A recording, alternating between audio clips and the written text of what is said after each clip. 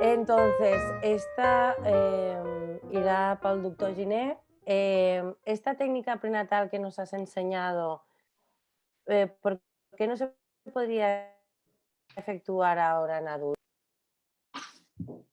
Bueno, hola, ¿me escucháis? Sí, Mira, es una buena pregunta. La técnica prenatal es para cerrar el defecto y los defectos abiertos de tubo neural se cierran si no se hacen prenatalmente los primeros 1 o 2 días de vida. Es una técnica que se hace inmediatamente cuando nace el paciente, no es una técnica que podamos hacer en adultos. En adultos tenemos las técnicas para solucionar complicaciones que puedan ir apareciendo, pero es una técnica para hacer o cerrar, para cerrar el defecto antes de nacer o cuando ha nacido ya. muy bien.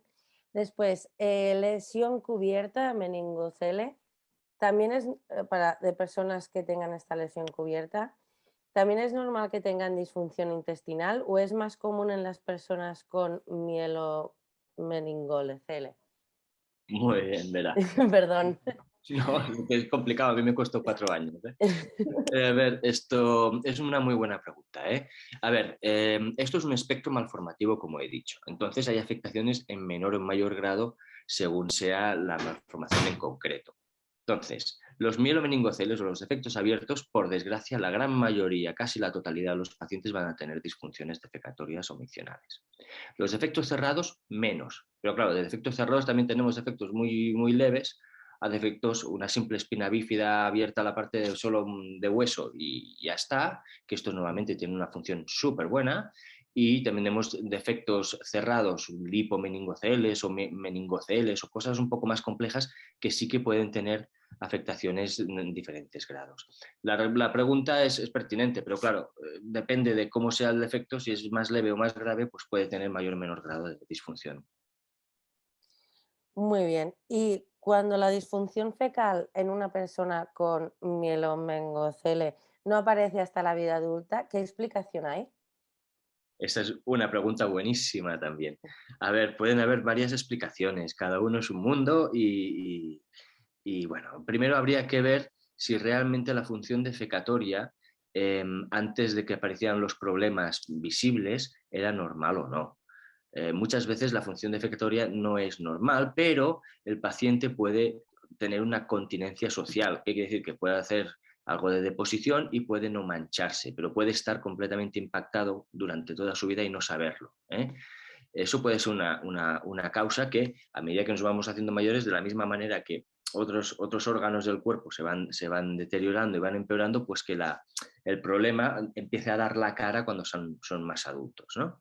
Pero luego también puede deberse a problemas relacionados con su médula espinal. ¿Eh? Pues recordar que estos pacientes pues, tienen ya de base un anclaje medular que puede empeorar con los años y desgraciadamente muchas veces lo primero que vemos que se afecta es la función defecatoria o la afección urinaria, y poco más tarde pueden afectarse incluso la movilidad de las extremidades inferiores, incluso la sensibilidad. Entonces, cuando esto ocurre, yo sí que recomiendo que busquen asistencia para estudiar realmente esta disfunción defecatoria a qué se debe.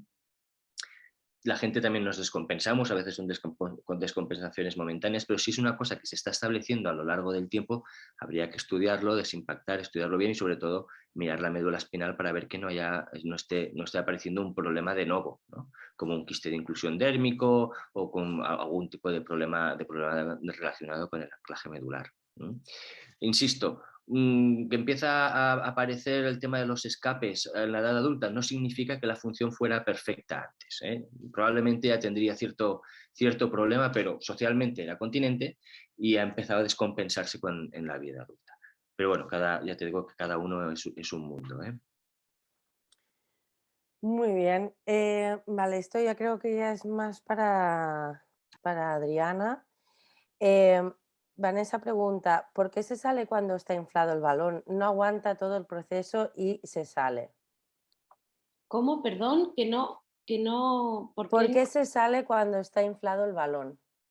Vale, como esto lo ha explicado muy bien Giné, dependiendo del tipo de alteración, ¿no? Se queda la puerta abierta, ¿no? Lo que hablamos del ano beante nosotros es que cuando hay salida de contenido vemos un ano cerrado y cuando aparece una caca se nos abre. Entonces sale esta caca, ¿no? Y entonces se nos queda así de abierto.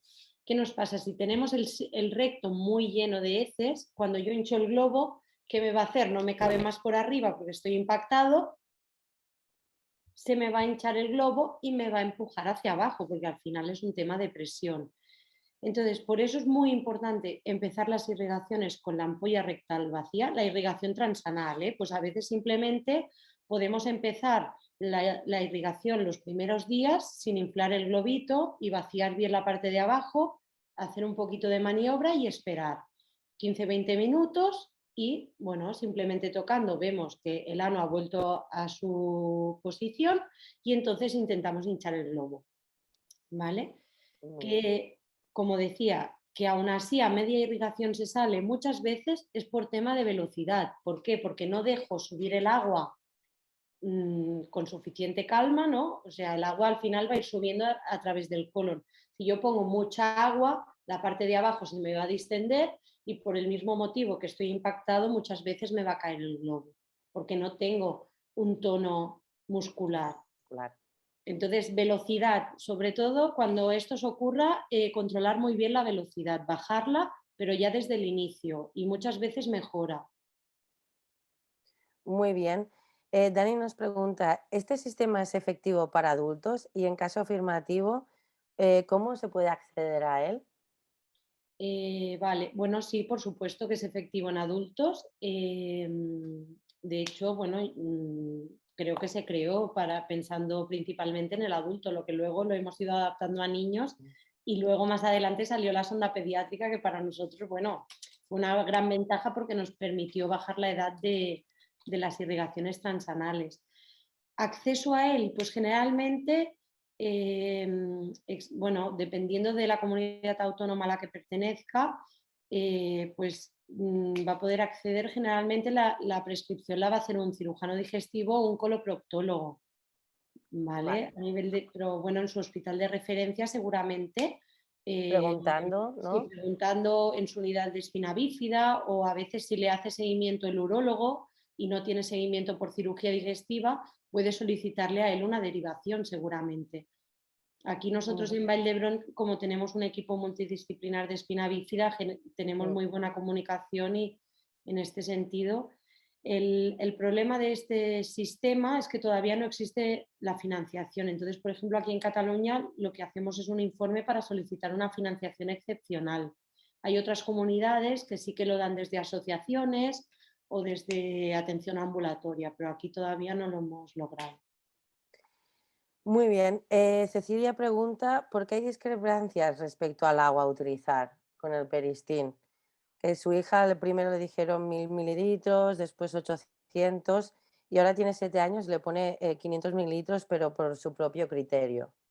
Bueno, claro, desconozco El pues, caso, el caso, ¿no? No se puede individualizar, quizás eh, hay centros en los que lo que hacen es una ecografía, ¿no? Que miden el volumen. Nosotros, por nuestra experiencia, al final el niño va creciendo y hacer una ecografía inicial para medir el volumen del colon para nosotros no tiene sentido, porque a los 3-4 meses este niño puede ganar peso y tenemos que cambiar claro. este volumen.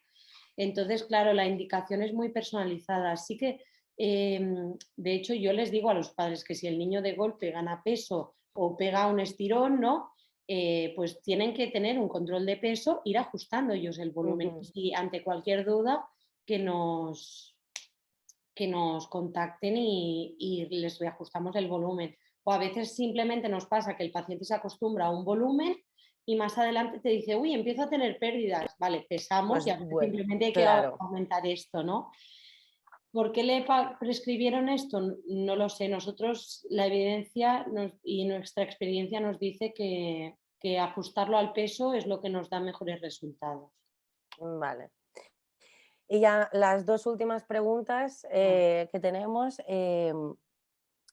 ¿Cuándo consideráis que es recomendable que usen el peristín? Y cuándo los métodos tradicionales para estreñimiento no funcionan. O sea, cuando los métodos tradicionales para el estreñimiento no funcionan, ¿qué hay que hacer? Mm, Bueno, esto, Carlos, un No poco, ¿no? sabía, no sabía si intervenir o no. A ver, también Sí, son muy sí, eso es lo buenas, que... son Bueno, muy al final buenas. haces tú la indicación, entonces. Son muy buenas preguntas. A ver, si nos metemos en el tema de los métodos tradicionales, necesitamos un par de horas más, porque realmente hay muchos métodos y todo el mundo prueba muchas cosas. Entonces yo tengo que hablar de generalidades, de lo que es más habitual, ¿vale? Nosotros abogamos desde hace ya unos cuantos años por el tratamiento de las irrigaciones transanales enseguida que vemos que realmente hay una disfunción típica de un defecto de tubo neural, es decir, tenemos un problema de tono abajo, tenemos un intestino neurógeno, esto lo estudiamos por enema opaco, que es una exploración radiológica, lo estudiamos por manometría y cuando tenemos evidencia de que esto pasa, nos gusta capacitar a los chavales lo antes posible con irrigaciones de entrada. ¿Cuándo es el mejor momento? Cuanto más pronto mejor. ¿Qué ventajas tiene la irrigación con respecto a métodos laxantes o tradicionales? Que lo que garantizamos es que vaciamos el colon. No solo que vayan limpios desde el punto de vista social, que eso les interesa mucho a todo el mundo y a las familias sobre todo, sino que el niño vaya con su colon, sobre todo el colon izquierdo, vacío. Esto genera una sensación de bienestar que les viene muy bien a los chavales y a todo el mundo. Imaginaos vosotros, cuando lleváis 3 días, la gente que no tenemos intestino neurógeno, llevamos 3 o 4 días sin ir al baño, pues estás de mal humor, estás inquieto, estás molesto, ¿no? Pues estos chavales, los pobrecicos, se acostumbran a vivir impactados durante toda su vida y el hecho de las irrigaciones no solo les mejora la continencia social, sino que les mejora también el humor en general, ¿eh? Y esto se ve bastante. Entonces, ¿cuál es el mejor momento? Pues cuanto antes mejor. ¿Estoy en contra de las terapias alternativas? No, ni mucho menos. Yo no puedo opinar de lo que no conozco. Hay muchas cosas que me son desconocidas y vamos descubriendo cosas a medida que van pasando los años y lo que ahora antes eran terapias naturales, pues ahora tienen una evidencia científica, así que yo no me niego a nada de esto. Y lo único que os pido es que compartáis las experiencias, si encontráis algún método que sea fantástico o que os vaya bien, eso nos interesa mucho saberlo, porque algunas veces los pacientes no funcionan como nosotros querríamos. Entonces, la primera pregunta era esta, ¿no? De cuándo empezar, y la segunda, que no recuerdo. No, Eh, era como Cuando los métodos tradicionales para el estreñimiento no funcionan. 20 horas. Bueno, yo creo que la pregunta era cuando no funcionan los métodos tradicionales, pues también es un buen momento para empezar la irrigación, simplemente. Luego he visto que también preguntaban si en adultos se hace, sí, cada vez más. Han empezado en nuestro centro un poquito más tarde que nosotros, tengo que decir, pero ahora están muy contentos. Tenemos un rehabilitador que se encarga de esto y las irrigaciones. He visto que hay una pregunta también si hay un mecanismo de otra casa comercial que es eléctrico, si funciona igual de bien o no. Sí, el tema es hacer una buena irrigación, la manera, cómo se administre, si con un aparato o con otro, es indiferente. Esto ya depende de los gustos de cada uno y de la comodidad de cada uno, pero sí, también funciona estupendamente. Y no sé si había alguna pregunta más. Bueno, lo tenemos que dejar ya aquí. Yo lo Vale. que haré será, os enviaré las últimas preguntas que nos hayan quedado, ¿vale? Así, y si tenéis más preguntas, me lo enviáis al correo que os he hecho, que os he hoy, os he hecho llegar el enlace. Y me hacéis las preguntas que tengáis, todo lo que necesitéis. Por último, bueno, agradecer sobre todo al doctor Giné y a la enfermera Adriana por toda la explicación, nos ha ido muy bien para entender mucho sobre las malformaciones, pero sobre todo también cómo funcionan los irrigadores anales.